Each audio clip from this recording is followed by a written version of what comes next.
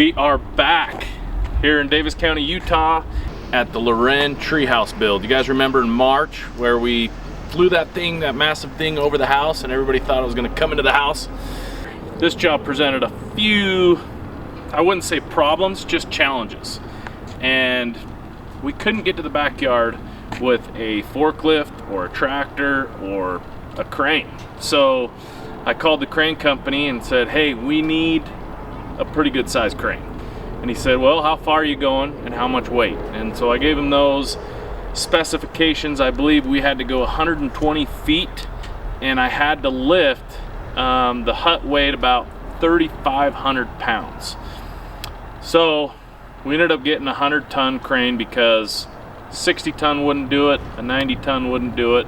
Had to get the 100-ton, and it was a big crane. And then if you notice, we're on a slant here in the driveway. So we had to set the crane up in the driveway and make sure the crane was level. So the front of the crane was about 6 feet in the air. So the homeowner was a little worried.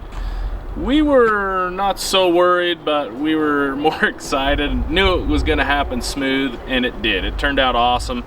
And we ended up craning the floor over the house onto the tree, temping it up, and then craning the hut into the floor.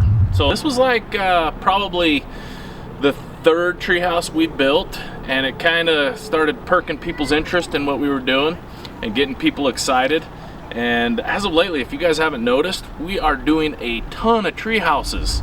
We've got 5 going right now in the shop on top of everything else we're doing. And let me tell you, I love them and they're awesome and people love them. So I'm gonna take you on a little tour of what happened here. When we first met Caraloren and we came out to her house, this area was bad with sun. And I had my wife with me at the time, and we needed to design something for this area. So she presented the problem and wanted a pergola to create shade and kind of a nice little outdoor space. She didn't want it to connect to the house, and she wanted a solid roof.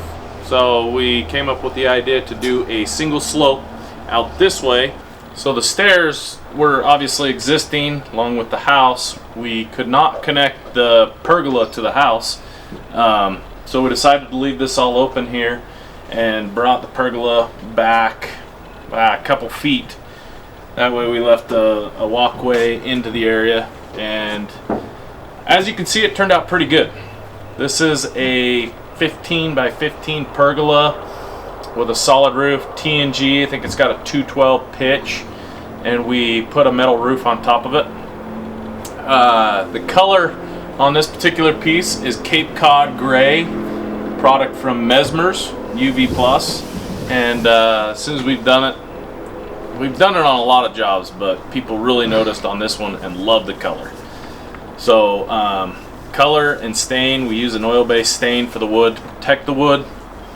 Waterborne just isn't a great product. So if you're curious on what to put on your decks, your pergolas, whatever, make sure that you're using a top-notch oil-based product, because waterborne creates cracks, twists, stresses, kind of traps water inside the material and isn't good for the wood. We got this all figured out. The game plan was to put this in and provide them with shade.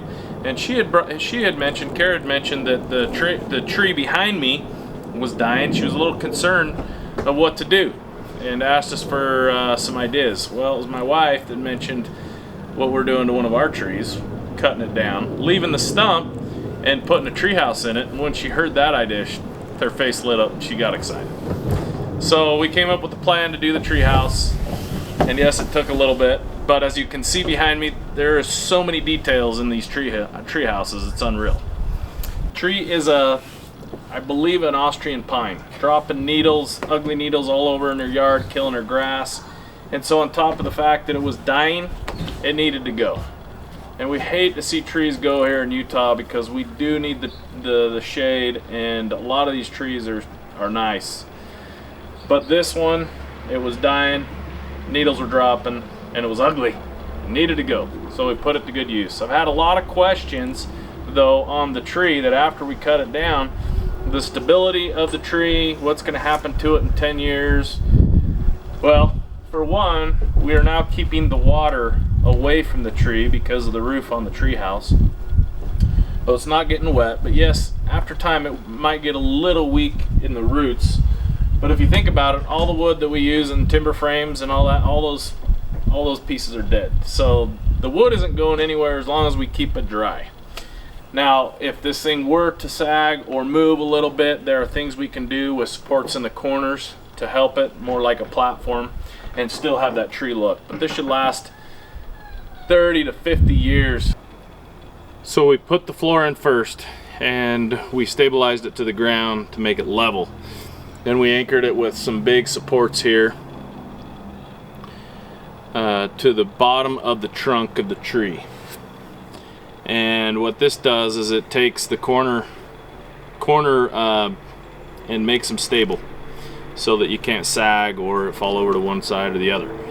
So after we put the floor in and Kara kind of saw how it was going to go, we were initially just going to do a ladder up to the floor and thought that it would be really neat to do some stairs. So these stairs we built that I'm sitting on are out of 3-inch by 12-inch material, timbers, and we cut stringers in them.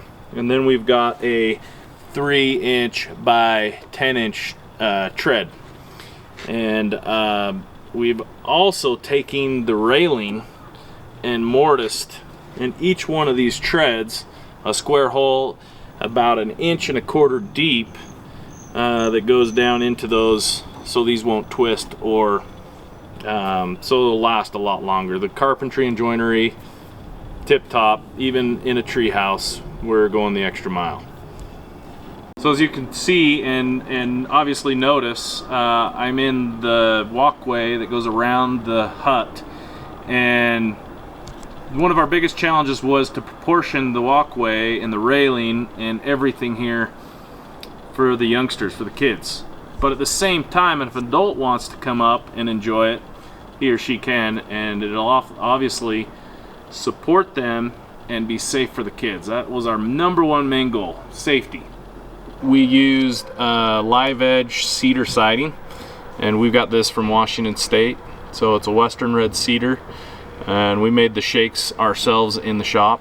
And then all the trim on this building was a Western red cedar siding as well, which love the grain, love the wood, the smell, and it'll be preserved for a lot longer than the fir. In the soffit we used a tongue and groove pine, and we did mismatched colors, darks, lights, grays, and just kind of just went whatever. So the door was fun. We made this out of a 2-inch piece of fir, and we glued several pieces together. And one of the guys in the shop came up with the detail and said, "Hey, let me take this project. I've got some ideas." And I said, "Shoot, go ahead." And it really turned out great. He did a good job, and loved the V-notches here, V-notches up the center. And then we burnt the door just to kind of accent the grain a little more before we stained it, and it really looks good. So guys, like I said in my last video, everybody needs a sign.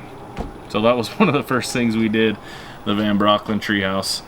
And this wood actually came here from Davis County as well, and it's a spalting, I believe, cottonwood.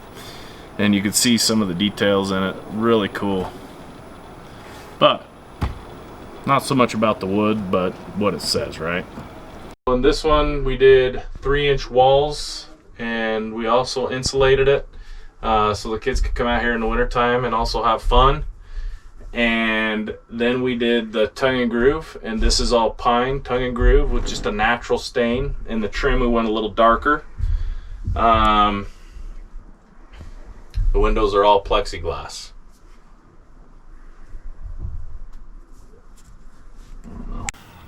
We also decided to put a loft in this one just because lofts are magical and fun for the kids.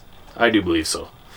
And no room for stairs, but we decided to do a ship's ladder to get up there. So this is what we call ship's ladder. They use them a lot in ships, obviously. Tight quarters. And so the carpentry in here is second to none. Guys, we build all these tree houses, these projects. We try not to cut any corners, and we make them the very best.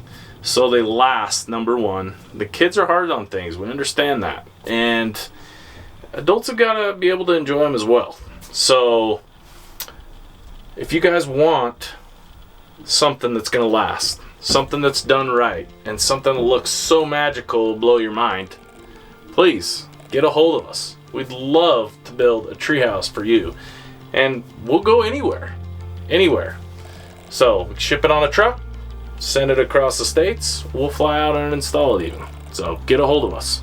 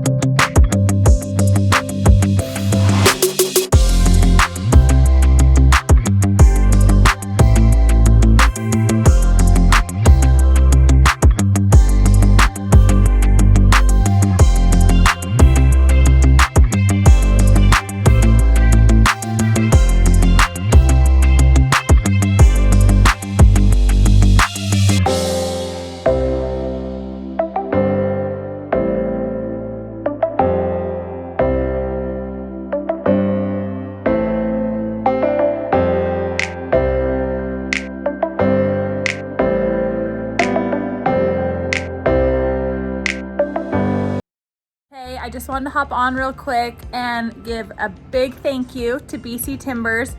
We have our treehouse behind us, as you guys can see. It has been like the finishing touch to our yard that we totally needed, and the kids love it. Echo's obsessed. Thank you, Anton and BC Timbers. We love it. Yeah, they did so good. We're also under the pergola that they did, which is so good.